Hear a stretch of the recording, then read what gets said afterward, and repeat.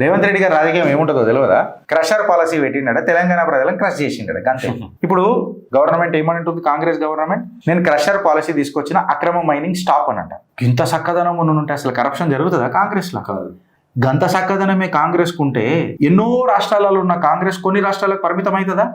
సింహాసనం కోసం పాపం మా సింహము తిరుగుతూనే ఉంటాడా?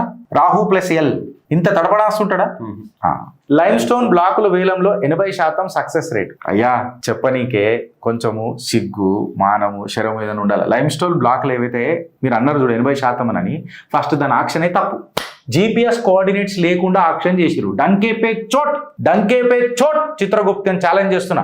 జిస్కే జిగర్ మే దమ్ హే వావ్ బాత్ కరేంగే దా. GPS కోఆర్డినేట్స్ లేకుండా ఆక్షన్ జరిగింది లైమ్ స్టోన్ లో. సుల్తాన్పూర్, సైదులమ్మ పేర్లు చెప్తున్నా. ఉత్తమ్ కుమార్ రెడ్డి గారు దీని మీద మాట్లాడాలా వద్దా? మాట్లాడాలి.